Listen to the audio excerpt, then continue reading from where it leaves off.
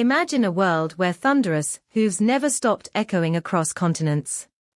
A world where the greatest land empire in history, an empire that once stretched from the Pacific shores of Asia to the heartlands of Europe, did not dissolve into fragments and warring khanates, but instead became something even more enduring.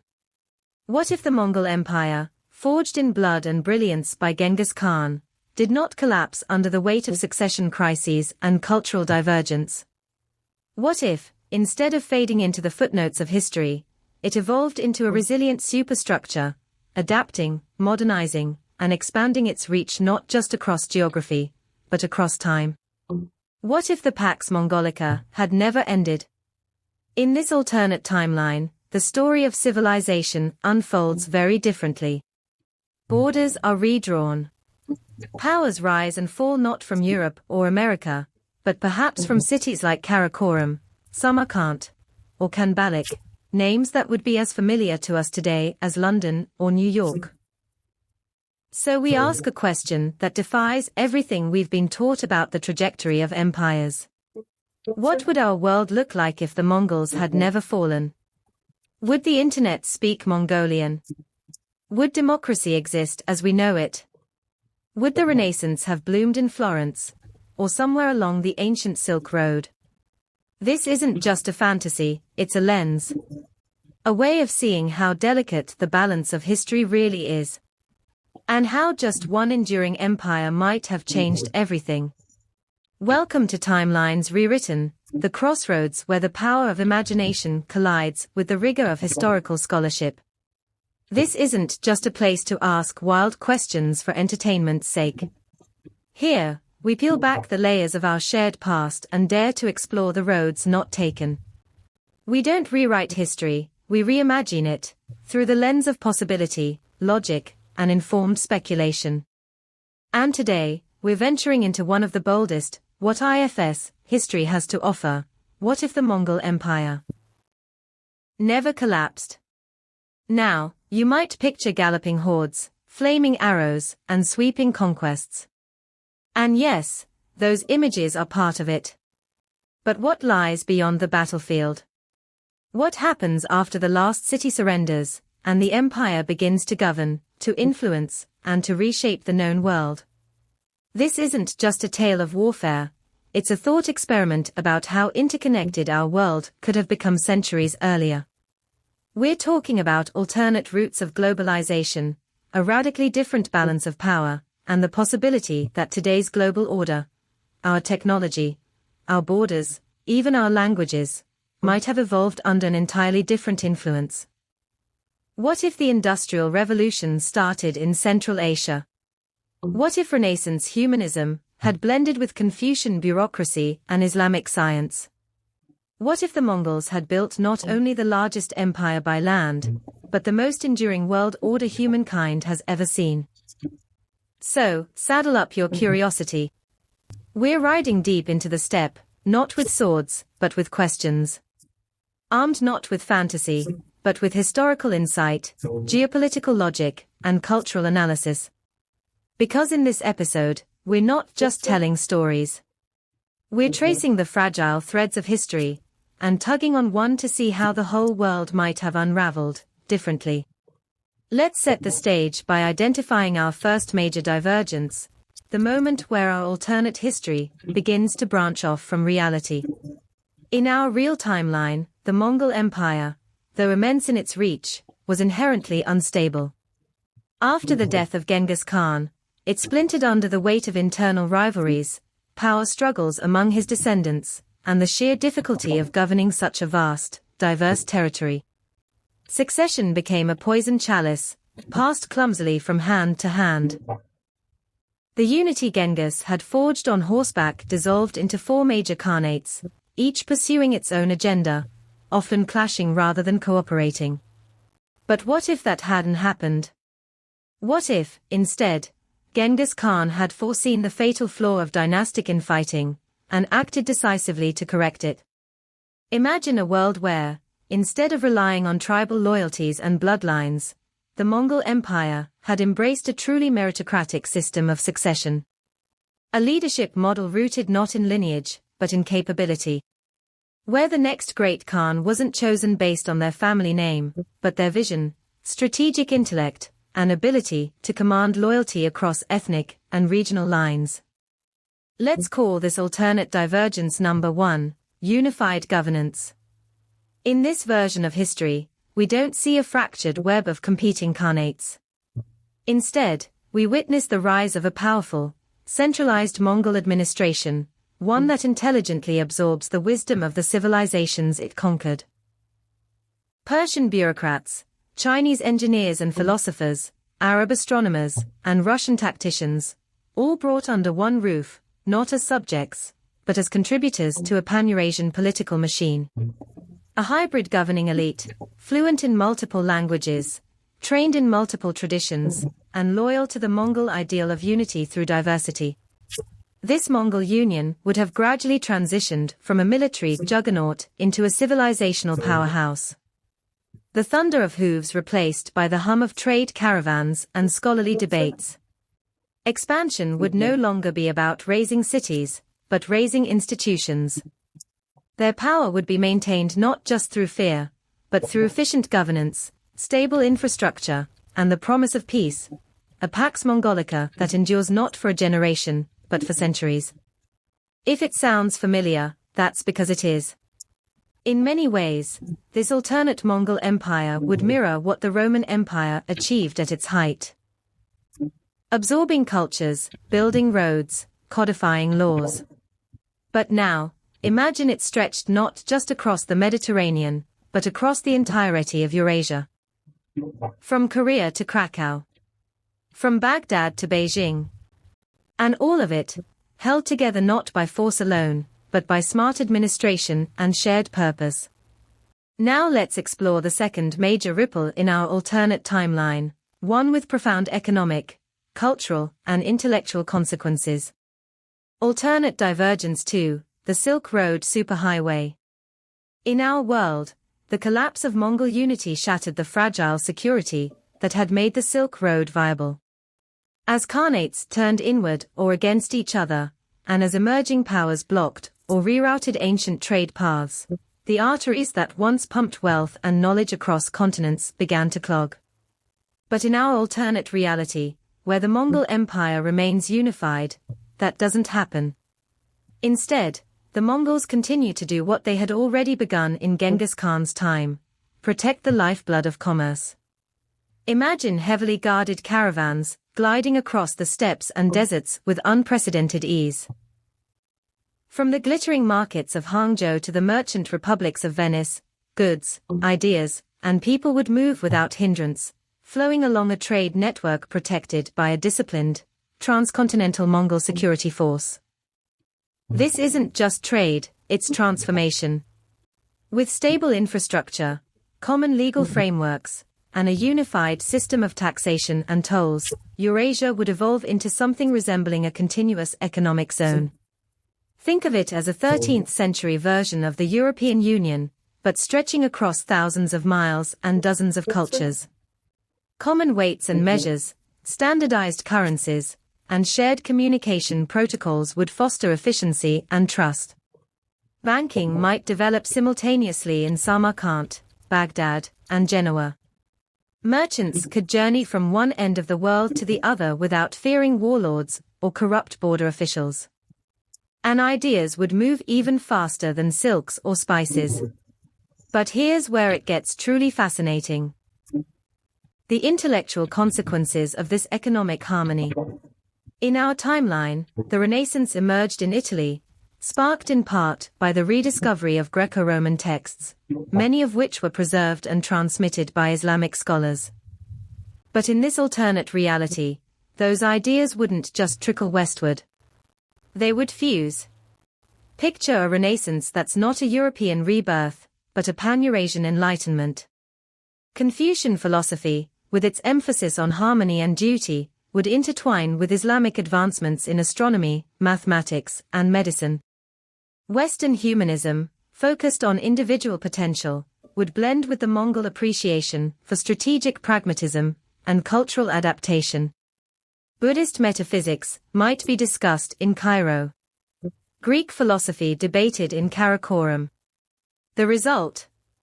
A world where the intellectual centers aren't confined to Florence or Paris, but include Tabriz, Bukhara, and Dardu. This isn't just a fantasy, it's a plausible outcome of what happens when the movement of people, goods, and ideas is protected, prioritized, and perpetuated by a single, intelligent imperial system. The Mongols wouldn't just be conquerors, they'd be connectors. And through those connections, an entirely different modernity could emerge. VO, intriguing, gradually building suspense.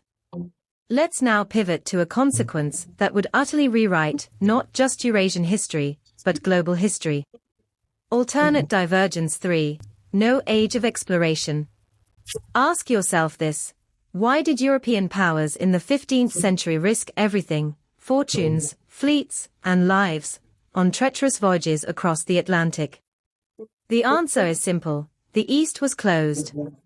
By the time Columbus set sail in 1492, the Silk Road had decayed. The Mongol Empire had splintered. The Ottomans controlled key overland trade routes, and European access to Asian luxury goods, spices, silks, porcelain, had become expensive and unreliable. Desperation led to innovation. Europe was forced to look outward, to the unknown oceans, to find alternative routes to the wealth of the East. But in our alternate timeline, that desperation never materializes. With the Mongol Empire intact and the Silk Road thriving, Eurasian trade remains open, efficient, and secure. European merchants have direct, profitable access to Chinese silk, Indian pepper, Persian carpets, and Central Asian gems. Goods flow east to west and west to east like clockwork, thanks to Mongol infrastructure and the Pax Mongolica. So here's the twist: there's no reason to sail west. No financial pressure to discover sea routes. No geopolitical incentive to outmaneuver Ottoman blockades. In this world, Columbus likely remains a forgotten name, a dreamer who never secured a voyage. The Portuguese may continue hugging the African coastline, but without the urgency that drove them to round the Cape of Good Hope, the maritime revolution might stall entirely. And if that happens, no age of exploration as we know it. No transatlantic conquests. No Columbian exchange. No rapid decimation of indigenous populations through war and disease. Civilizations like the Aztecs and the Inca, so often framed as doomed to conquest, may instead flourish uninterrupted for centuries more. Their innovations in agriculture, engineering, and astronomy could evolve organically, creating their own trajectories into modernity. Or, and here's where our alternate history takes an even more tantalizing turn, what if the Mongols themselves look eastward? With their curiosity, naval interest during the Yuan dynasty, and access to Arab and Chinese maritime knowledge, a Mongol-sponsored fleet might emerge. Not one of conquest, but of exploration and exchange. Crossing the Pacific from the shores of Asia, these explorers might be the first non-indigenous people to reach the Americas, not for colonization, but for trade, observation, perhaps even diplomacy. Can you imagine a Mongol-Inca diplomatic exchange in the 15th century? The technological fusion. The cultural symbiosis. The global order that could arise from that moment of contact. All of it made possible, not by accident or desperation, but by the enduring stability and reach of an empire that refused to fall. Let's shift from geopolitics to something even more transformational: technology. Thought Balloon Alternate Divergence Number 4, A Technological World Order. In our timeline, many groundbreaking innovations, like paper currency, gunpowder weaponry, sensor systems, and early communication networks, originated in different parts of the world, only to be stifled, delayed, or fragmented by political instability, regional rivalries, and lack of coordination. But what if the Mongol Empire, vast, unified, and culturally inclusive, had remained intact? Picture this. A single, centralized governing structure stretching from the Pacific to the Danube, where the brightest minds from Persia, China, Arabia, India, and Eastern Europe are not separated by conflict, but integrated into one collaborative imperial engine. In this world, paper money, first widely used under the Yuan dynasty, could become a global standard centuries earlier. The Mongol postal relay system, or YAM, could evolve into a transcontinental communications network, delivering not just royal decrees, but commercial intelligence, academic papers, and engineering schematics across thousands of miles in a matter of days. Gunpowder, once a mysterious alchemical trickle from Song China, would be rapidly refined, standardized, and mass-produced, giving rise to a century of military deterrence, not just dominance. Warfare might become less about conquest and more about strategic parity, where stability through strength keeps Eurasia in balance. And the census. Under Mongol rule, population records were essential, not just for taxation, but for social organization and resource planning. With centralized data collected across multiple civilizations, early demographics could lead to predictive economics, public works coordination, even rudimentary forms of governance by data. Now imagine what that means for innovation. Resources that were historically wasted on endless civil wars between rival khanates could instead be channeled into development, irrigation systems in Central Asia, architectural marvels in Anatolia, scientific institutions in Persia, or oceanic research outposts in Korea and Japan. And so, we ask, what if the Industrial Revolution didn't begin in Manchester, but in Samarkand? This ancient Silk Road hub, already a center of astronomy, mathematics, and art under Timur, could evolve into the Silicon Valley of the 14th century. With stable rule, capital investment, and cross-cultural collaboration, steam power, mechanical looms, or even early computational devices might emerge centuries ahead of schedule. Factories powered by hydropower on the banks of the Syr Darya. A Eurasian railway system built in the 1500s. Urban centers in Delhi, Tabriz, and Kiev humming with mechanized industry. All coordinated by a centralized administration and a transcontinental supply chain. The global technological order would be flipped. Western Europe might be a quiet periphery, while Mongol-led Eurasia becomes the heartbeat of industrial and intellectual progress. And in this alternate world, history itself would be written in Mongolian script, across digital tablets centuries ahead of their time. Now, we're just scratching the surface of this fascinating what if. The implications of a Mongol empire that never fell are mind-boggling, right? So, let's turn this into a discussion. I want to hear from you. What do you think the world would look like if the Mongol Empire had survived and thrived into the modern era? Would we be living in a world where democracy, as we know it, even exists? Or would it have taken on a different shape altogether? Perhaps Mongol-style leadership with a more inclusive, meritocratic structure, or even something new entirely. And language, would English still rise as the global lingua franca? Or would we all be speaking Mongolian, Persian, or Chinese? Imagine a world where the most common language on the streets of New York or Berlin is Mongolian. Drop your theories, your wildest speculations, and even the most grounded thoughts in the comments below. We love to hear from fellow speculative thinkers and history enthusiasts who enjoy diving deep into these alternate timelines. And if you're enjoying this mental ride through time, exploring how our world could have turned out, don't forget to give the video a like. It really helps our historical experiments reach more curious minds like yours. Let's keep the conversation going in the comments, and who knows, your thoughts might just inspire the next video. History isn't just a record of what happened, it's a universe of endless possibilities. Each event, each decision, ripples out across time, creating multiple branches of outcomes, some we've lived through, others we've only dreamed of. The collapse of the Mongol Empire, so often accepted as an inevitable event in the story of our world, wasn't really inevitable at all. What if it hadn't fractured? What if those ancient emperors had crafted a stable succession plan, and the empire endured, transforming the course of human civilization? Imagining a world where it survived helps us reflect on the fragility and power of the web of human events. The right leader at the right time, a different decision made, a new path taken, these are the elements that shape our reality.